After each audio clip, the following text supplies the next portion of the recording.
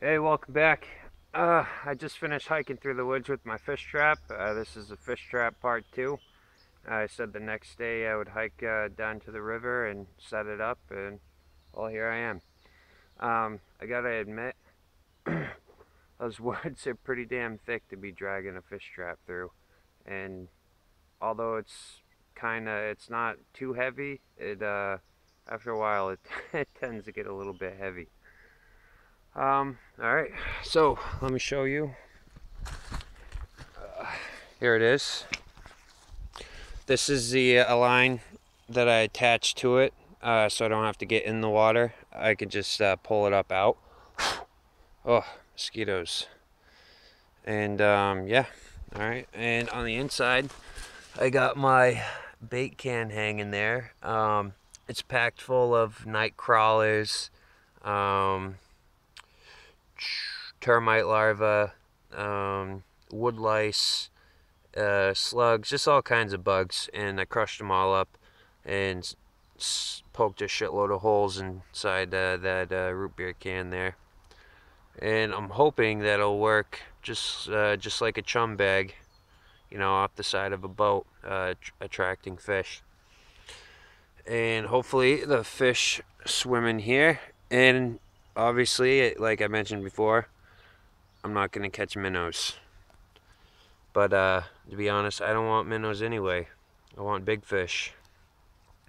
So that's what I'm aiming for. I think the kind of big fish I may get is possibly a bass, a carp. There are some huge carp in this river. Like, you would not believe how big. They're monsters, some of them. Or maybe a catfish. That's why I want to leave this overnight, because most species of catfish are nocturnal and only come out at night, I think. So I'm going to leave it overnight.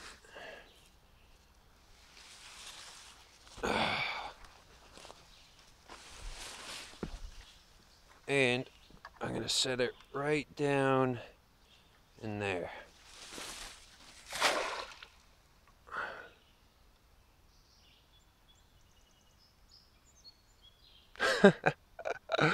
I was not anticipating the current.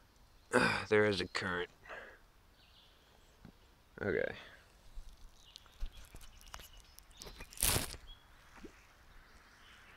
Oh, see? Oh, that's a good sign. A huge fish just came up to snap at the little thing that's in the water over there. That's a really good sign. He's hanging. What they do is they like to hang out underneath branches and stuff like that, and they wait there for bugs to fall in.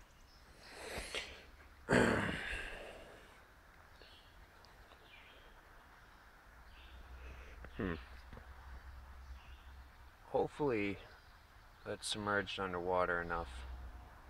Not quite sure. It's kind of hard to find a deep part around here.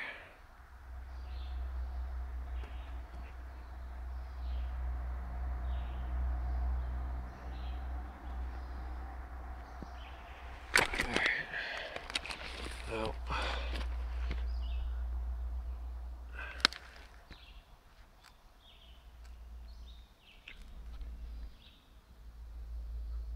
Okay, you know what? I think that will do. I think that will do.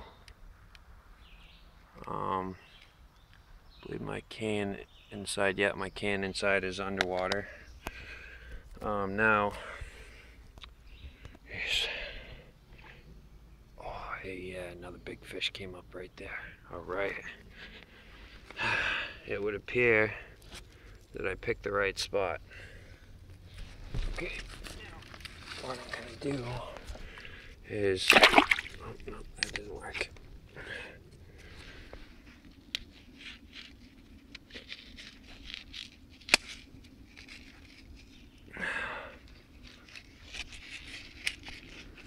Oh, come on.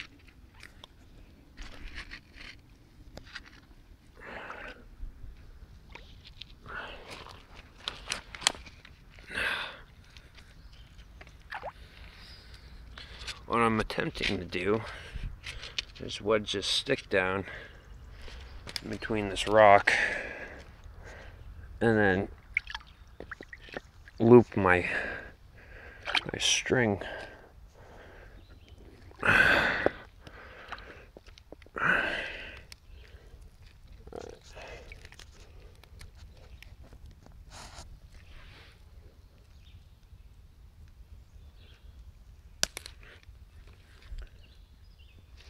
Okay, beautiful. Now, if this doesn't work, I think I'll bite the bullet and strip down to my strip down to my underwear and walk it out to a little deeper water. But it's not much deeper. But that's it for now. That's a fish trap.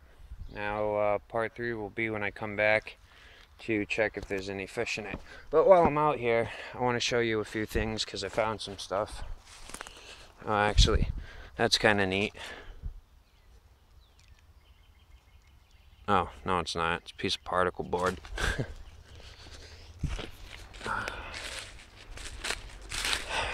On my way out here, I found these. I'm assuming that they're deer bones. So, you know, just to let you know that there are predators out in these woods. This deer was most likely killed by coyotes, which there are huge packs of them that run around out here. And you can hear them all through the night. I heard them last night. They were just going insane. But yeah, those are pretty cool. I might, I don't know, I might bring these home and clean them up and use them for something. I have all kinds of different art projects that are a Native American style that I do, and I use a lot of stuff like this, you know, anything I could find. But it's kind of making me want to go hunt for antlers now too.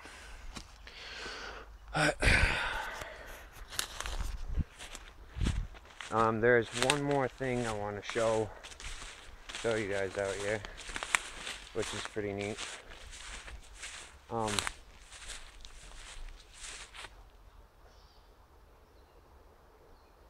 did a little bit of scouting around while I was out here, and I found,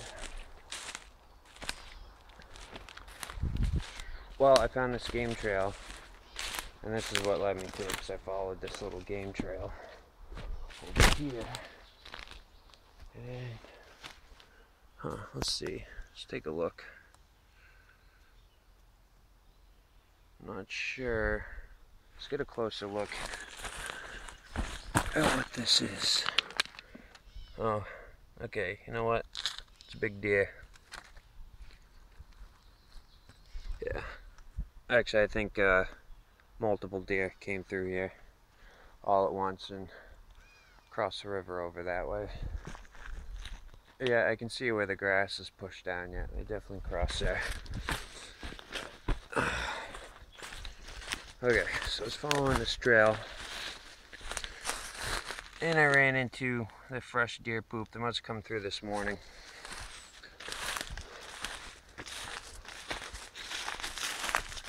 But also found this. I'm not sure what lives in there. Maybe a woodchuck or muskrat or something. But where was it? It's right around here somewhere.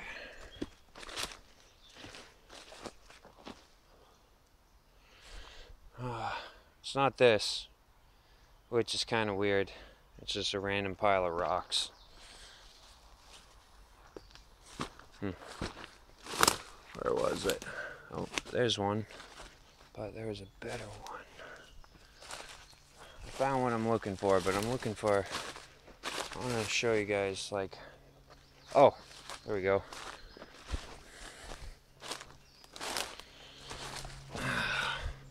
Here is the elusive ghost flower. Now, it's a little more rare to find them with this pink tinge. Normally you find them and they're just white. But this is, yes, it's known as the ghost flower, or also the Indian peace pipe. But also, it is also known as a fit flower because it is known to prevent and or stop epileptic fits. It's also used for pain, say toothaches and other things like that. I'm not sure what extent of pain it will cover, but it does. It is good for pain, and it also has a very nice calming effect. I believe it relaxes the soft tissues and stuff. But yeah, it has a really nice calming effect, and the best way that I've had the ghost flower, which I have some at home, is to make a tincture out of it. And as soon as you, yeah, as soon as you pick them, they turn black, which is really weird. Now, it may kind of look like a fungus, but it is not a fungus at all. This plant is more of a parasite, which feeds off the roots of other trees, but also just feeds off of dead matter. So, let's move that. But yeah, ladies and gentlemen, the Indian peace pipe, ghost flower, or fit flower. And yeah, like I said, I have a tincture at home that I had made from this, and it has a really relaxing, calming quality to it. Oh, yeah, goddamn mosquitoes. But yeah, super cool. Now I kind of recognize this area. I've been down here exploring before, and hey, look what I just found. A few rib bones. Old. Surprised I didn't spot those the first time I came through. I've been to this area before. 2 years ago I came through here, and I remember it's just really it's kind of open and cool, and it's got grass, and I always thought this would be an awesome place to camp out. So maybe I'll set up a camp here sometime and get it on camera. Not like a tent. It'd have to be something that I built. Looks like something's been ripping that log up, looking for grubs and bugs. Now, there's a lot of history to the land here in Connecticut. You find weird stuff all the time, like this weird ditch that ends right there. Like, I don't know, it just doesn't feel natural to me. Makes me wonder what was there, what it was used for. I should bring my metal detector out here and do some treasure hunting.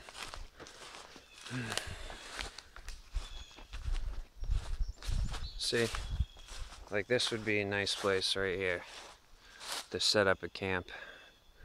You know, you could fish right here. Unfortunately, the mills further upstream in Webster, Mass, a long time ago polluted this water, and it's no longer safe to drink, swim, or do anything with. Yeah, it's just really dirty water, but hopefully in the next 30 years it may be a little bit cleaner. Yeah, one time I was here, I was coming through on the boat, and I caught a huge snapping turtle right over there. I looked down and I saw him poking out from under a rock, so I grabbed his big dinosaur tail and pull them out and pull them into the boat. So that's why I'm kind of a little bit don't want to go skinny dipping in here to set the trap up. I don't have any shoes that I really want to go trudging through this water with. Especially not my boots. These $150 boots. I don't want to wreck them going in this shit. They are work boots, but you know, I'm not going to trash them for this. But yeah, that's it. Fish trap part 2. Hope you liked it. One more pan around.